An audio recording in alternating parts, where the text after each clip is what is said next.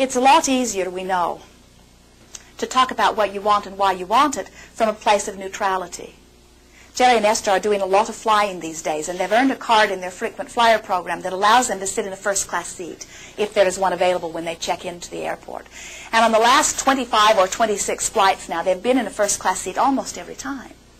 A few weeks ago, they went to the airport, and there was only one seat in the first-class section, and so Esther did something that surprised her mate. She put him in it, and she sat back in the coach section. And as she's sitting back there, she is hearing the men in front of her talking. They also have these gold cards. And one man is saying, in the last 5 months, I've not had one first-class seat. And the other man is saying, this program is really not what it is cracked up to be. And Esther is thinking, it is cracking up for me. Then she realizes that she and her mate are feeling only positive emotion about it, while these men are feeling only negative emotion about it. And they're all getting what they're vibrating. 2 days later, Esther wakened in her bed in the hotel, and Jerry is in the shower. And Esther is lying in her bed doing what she does most mornings, sort of imagining the day, preparing the day, imagining it unfolding in a happy, comfortable way. But today, when she came to the part about the airline seats, now for the first time after hearing those men talking on the airplane, Esther is feeling competitive about these seats. And she thinks, oh, I hope I can get them. And then she thinks, oh, what if I can't? Can you feel how she's flowing energy? And then she thinks, oh, we should probably go to the airport really early today. And then she thinks, oh, but what if we go and stand around all that extra time and we still don't get these seats? And then she thinks, if we want first-class seats, we should just buy first-class tickets. And about then, she's got a big knot in her stomach, and she says, this is what Abraham has been talking about. My desire is going this direction, but I'm flowing energy this direction. So I must round out that negative energy and get it flowing positively with my desire. And the fastest, easiest way to do that is talk about what I want and why I want it. So Esther is lying in her bed and she's thinking, I'm wanting it because it's fun. It's exhilarating. Jerry likes it. It's uplifting. It's refreshing. And as she's talking to herself about why she wants these seats, she remembered the first time that they sat in these first-class seats and the feeling of elation that she felt as she slipped into that big wide leather seat next to Jerry. And the feeling of luxury when the flight attendant offered them something to drink and took their coats as soon as they got on board.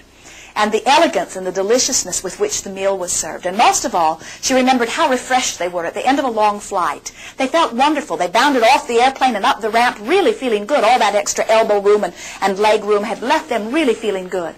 As Esther is focused upon that, her energy shifts. All that negative competitive feeling went away, and a feeling of well-being came over her, strong and sudden. In fact, it was so sudden it startled her. She said, well, that is taken care of. They went to the airport, and the woman behind the counter said, there are 2 seats, but I'm sorry, I don't have 2 together.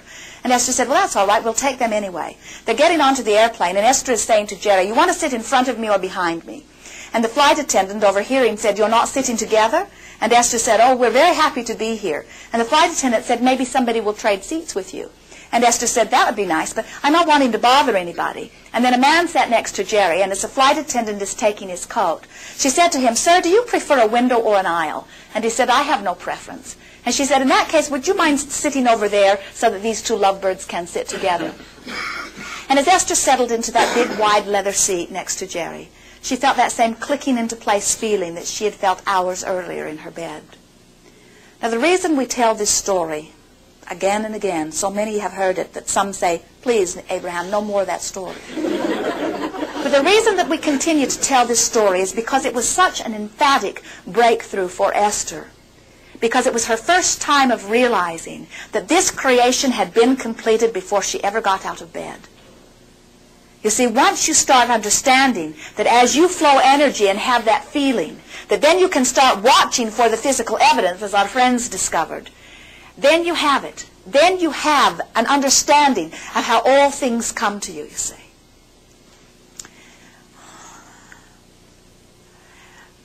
Now, we agree that by world standards, even by Jerry and Esther's standards, whether they sit in the first class or not is not very important.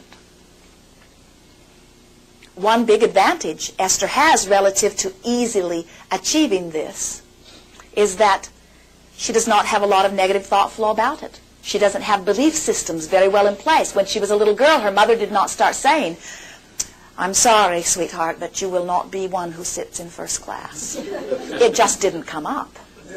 And so since there was not a lot of negative programming about it, then that is something very easy. It is something I want. She thinks about it. She doesn't worry about not doing it. She did for a moment there once she overheard that. In other words, she started to attract a little negative commentary that started to get her to flow her energy a little lackful. She started to worry about there not being enough seats. She started to worry about it, but she felt it when it happened. She felt the first inkling of negative energy flow, and she nipped it in the bud and flowed her energy. Now, there are a lot of things that you have already learned or practiced or have habits about flowing your negative energy about, even before you start learning about energy flow, and that's what you're talking about. What do I do about all of these habits and patterns of thought? What do I do about those beliefs? And we say a belief is just a thought that you have been thinking that you keep thinking. In other words, a belief is only a thought. It's a habitual thought. And now we say to you, never ever again will you have one of those negative habitual thoughts without feeling it and knowing what it means.